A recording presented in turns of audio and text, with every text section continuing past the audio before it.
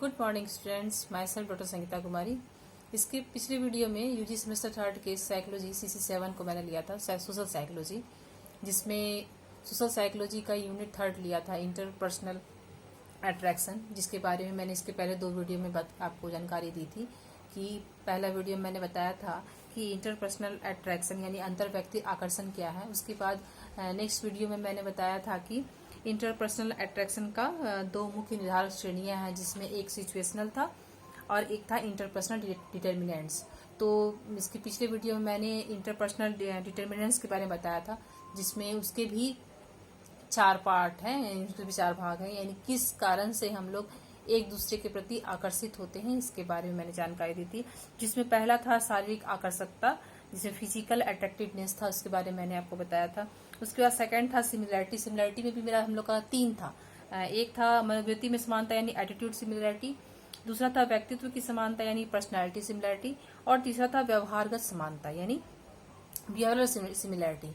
तो इसमें हम लोगों ने बताया था कि अगर किसी का एटीट्यूड समान हो तो हम लोग कैसे एक दूसरे से अट्रैक्ट होते हैं। दूसरा में हमने बताया था कि पर्सनैलिटी अगर किसी की ऐसी हो जो प्रभावित करती हो तो हम लोग एक दूसरे से अट्रैक्टिव महसूस होते हैं, आकर्षण महसूस होते हैं। उसके बाद हम लोग किसी का व्यवहार अगर अपने अनुभव अपने लायक लगता है कि हम लोग उसको पसंद करते हैं, किसी का व्यवहार हम लोग को पसंद आता है तो हम लोग उसके प्रति आकर्षण महसूस करते हैं। इस तरह से हम लोग ने पारस्परिकता भी बताई थी इसके बारे में। उसके बाद 4th नंबर था हम लोग हमारा चाटुकारिता। आज हम लोग बात करेंगे परिस्थिति जन्य निर्धारण यानी कि सिचुएशनल डिटर्मिनेंट्स। यानी कभी कभी क्या होता है, हम लोग पहले जाने थे कि किसी का पर्सनल अगर फिजिकल बैकग्राउंड या किसी का ऐसा एटीट्यूड है या बिहेवियर है तो हम लोग उसको देखकर उसी के अनुसार से हम लोग उस पर आकर्षित महसूस करते हैं, या उसका पर्सनैलिटी में पसंद आता है तो हम उस प्रति आकर्षण महसूस करते हैं, उसके साथ रहने की इच्छा होती है, समय बिताने की इच्छा होती है। उस तरह से कभी कभी समय भी यानी उस जगह का जो वातावरण है वह भी हमें ऐसा महसूस होता है कि ऑटोमेटिक हम लोग दूसरे लोगों के प्रति अट्रैक्शन महसूस करते हैं। इसमें जैसा कि बताया गया है कि जिसका संबंध लक्षित व्यक्ति जिसे हम लोग बोलेंगे, जिसे टारगेट पर्सन यानी कोई ऐसा व्यक्ति जिसके प्रति हम लोग आकर्षण महसूस कर रहे हैं, तो उसके गुणों या मनोवृत्तियों यानी एटीट्यूड से ना होकर उनकी परिस्थिति यानी सिचुएशन से होता है।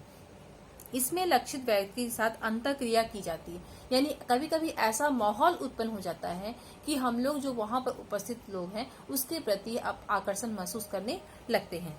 तो इसमें पहला है समीपता या सन्निकटता यानी प्रॉक्सिमिटी एंड प्रॉप इंटिक्विटी यानी स्थानिक सन्निकटता यानी फिजिकल प्रॉक्सिमिटी अंतर व्यक्तिक आकर्षण यानी इंटरपर्सनल अट्रैक्शन का एक प्रमुख निर्धारक माना गया है। यानी इंटरपर्सनल जो अट्रैक्शन है इसके लिए सबसे इम्पोर्टेंट ये भी माना जाता है कि अगर किसी से बहुत ज्यादा समीप है या किसी के बहुत ज्यादा नजदीक है या बार बार उससे मिल रहे हैं तो ये भी कारण होता है कि हम एक दूसरे के प्रति आकर्षण महसूस करते हैं।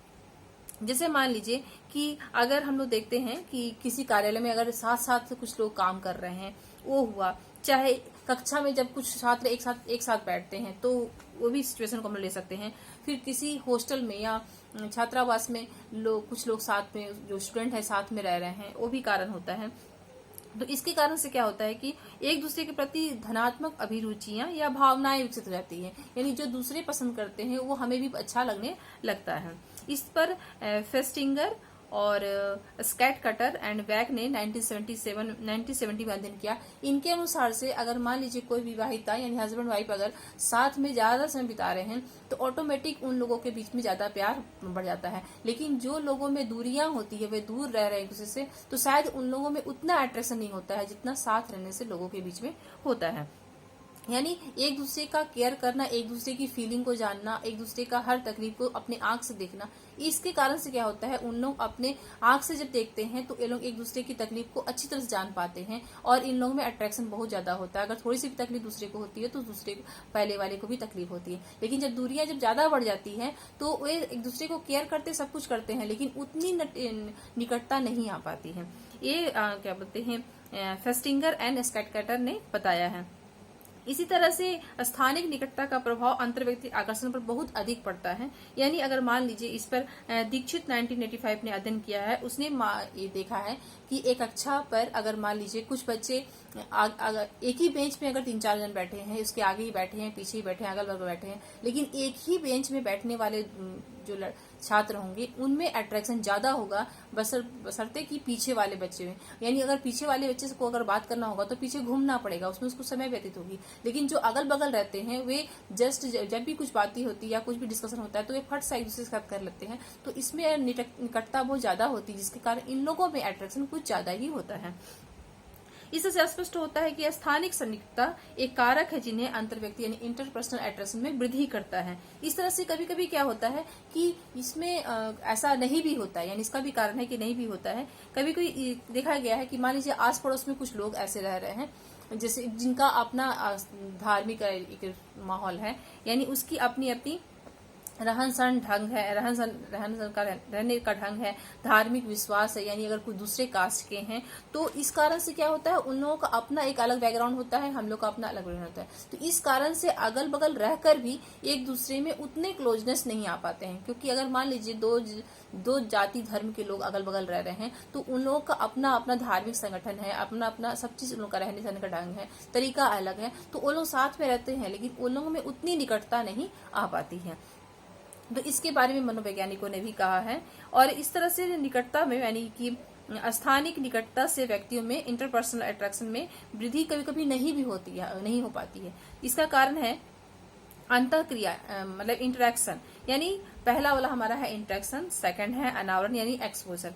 निकटता यानी इसमें हम लोग आते हैं पहला की अंतःक्रिया यानी इंटरेक्शन। जब दो से अधिक व्यक्तियों के बीच स्थानीय निकटता अधिक होती है, यानी आपस में अंतःक्रिया करके एक दूसरे को समझने का मौका मिलता है, परिणाम यह होता है कि इसमें आकर्षण ऑटोमेटिक बढ़ जाती है। न्यूकॉम में भी 1961 में अपने अध्ययन में पाया है कि अगर अपरिचित छात्रों को एक ही कमरे में रखकर और उन्हें अंतःक्रिया करने के लिए छोड़ दिया जाए तो उसमें मैत्री बढ़ जाती है। यानी अगर अपरिचित छात्र यानी एक दूसरे को नहीं जानते हैं लेकिन उन लोग को एक ही कमरे में छोड़ दिया जाए उसको अध्ययन करने के लिए तो ऑटोमेटिक उनमें अट्रैक्शन बनी जाती है।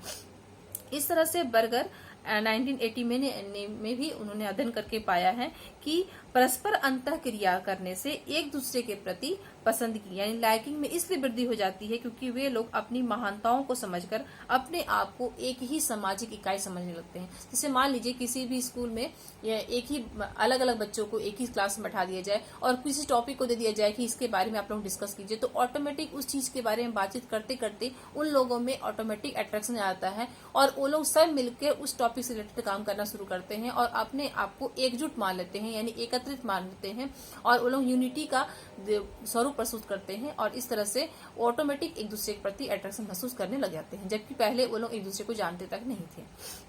इस तरह से सेकंड हमारा है अनावरण यानी एक्सपोजर। इसमें क्या होता है, समाज मनोवैज्ञानिक का मत है कि स्थानीय सन्निकटता के कारण बार बार व्यक्तियों में आमना सामना होने से एक दूसरे के बारे में जानकारी प्राप्त होती है और आगे चलकर आकर्षण का आधार बनती है। जायस ने भी 1968 में कहा है कि अगर मान लीजिए किसी भी मनुष्य के सामने कोई उद्दीपक को बार बार रखा जाए तो ऑटोमेटिक धीरे धीरे बार बार एक ही चीज को देखते देखते उस मनुष्य में उसके प्रति ऑटोमेटिक अट्रैक्शन का भाव उत्पन्न हो जाता है। उस तरह अगर ऑफिस में अगर हम लोग किसी को नहीं भी जानते हैं लेकिन डेली अगर हम लोग उसको देख रहे हैं, जब भी जा रहे हैं तो ऑफिस में उसको देख रहे हैं, तो ऑटोमेटिक धीरे धीरे उसकी हम लोगों की आदत पड़ जाती है और वह उसके प्रति हम लोग अपना आकर्षण महसूस करने लगते हैं।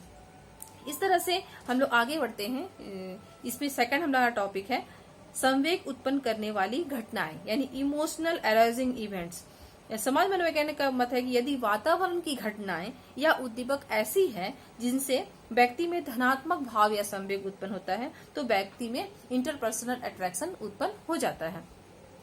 और अगर वातावरण की घटनाएं जो है व्यक्ति में ऋणात्मक भाव या संवेग या विषाद उत्पन्न करता है तो व्यक्ति में अंतर्व्यक्तिक आकर्षण में कमी आ जाती है। इस पर ग्रिफिथ एंड गोअक्स ने कहा है 1971 में कि धनात्मक संवेग का भाव जैसे कि सूखा भाग हम लोग इसको कहते हैं आदि उत्पन्न होने पर व्यक्ति एक दूसरे के प्रति आकर्षण दिखाता है और उसी तरह अगर कष्टकर संवेग या भाव जैसे विषाद यानी डिप्रेशन उत्पन्न होने पर व्यक्ति में अन्य व्यक्तियों के प्रति आकर्षण बहुत कम पाई जाती है। यानी कभी कभी ऐसा सिचुएशन होता है कि हम लोग एक दूसरे के संपर्क में आते हैं, लेकिन उस जगह की स्थिति जो है, ऐसा वहाँ का वातावरण होता है जो हम लोग को दुख पहुंचाती है, यानी हम लोग उस जगह पर जाने पर अपने आप को तकलीफ महसूस करते हैं, तो ऑटोमेटिक है लोगों के प्रति हम लोगों का आकर्षण कम हो जाएगा और हम लोग उससे दूरियां बनाएंगे।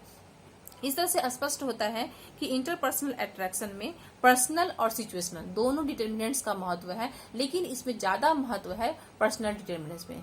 मनोवैज्ञानिकों ने पाया है कि पर्सनल डिटर्मिनेंट्स होता है वो ज्यादा प्रभावकारी होता है एक दूसरे के प्रति आकर्षण की मात्रा को बढ़ाने में, और सिचुएशनल जो हमारा डिटर्मिनेंट्स है उसमें उतना महत्व नहीं रखता है जितना पर्सनल अट्रैक्शन महत्व रखता है। आज के लिए इतना ही। Thank you.